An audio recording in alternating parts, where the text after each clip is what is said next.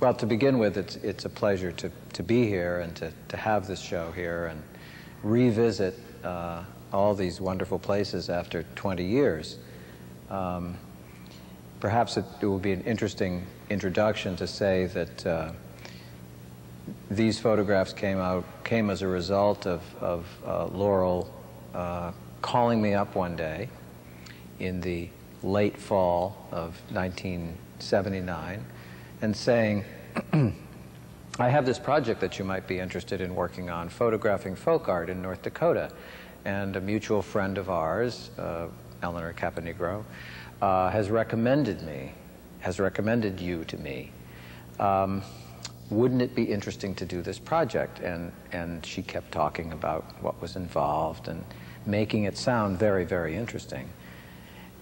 And then when I finally said, oh yeah, this would be great, there was this little giggle in her voice, and she said, of course, it means you're going to have to come out here in January,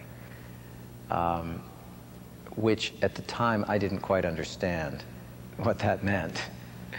And the irony is, of course, when we arrived here on I think it was around the 21st of January, 1980, it was 70 degrees. And there wasn't any snow on the ground, and it was, as far as I could see, a late spring, early summer day. It just happened to be brown. Reality hit about a week later. The temperature just plummeted, and we had snert and the whole thing. But it happened to be the most temperate winter on, I guess, at least post-World War II record. And as a result, the 6 weeks that I spent here with an assistant, a gentleman named Mark Malin, and then ultimately my wife, who came out 3 weeks later, the 6 weeks that I spent here in the winter were probably the mildest time that has existed in North Dakota before or since. So as a result, you see a lot of pictures that do not have snow, a lot of pictures that are you know, naked earth and so forth, but they were, I swear, taken in the winter. Maybe we should start, since we're right here, with these views of North Dakota, which are painted on the inside of the prison wall.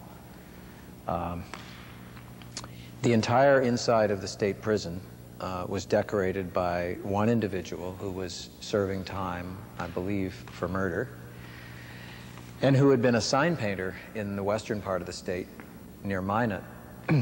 And when he was confined, he ultimately approached the warden and asked if he, A, could have paint, and B, could decorate the walls. And the warden agreed. And so at this time, the entire interior area of the prison was decorated with, I think it was approximately 12 views of North Dakota, including, of course, this signature piece. They're subsequently gone. I'm not sure whether the walls were raised or simply resurfaced, but they were sagging at the time. And I think one of the things about this that's so powerful is the idea that here was this individual who was going to spend the rest of his life inside, making these views of what is, I think everyone familiar with North Dakota would agree, this limitless territory. You know, making these representations on this confined space of these endless vistas. There's a kind of a wonderful and terrible tension about that I think really does come across. If you understand that this is the prison and you see these pictures, I think it's hard not to start contemplating what it must mean to be in prison, what it must mean to be locked up, what it must mean to be confined, and especially what it must mean to be in prison and confined when you come from a place that is so open. So when I was actually taking the pictures, I wasn't really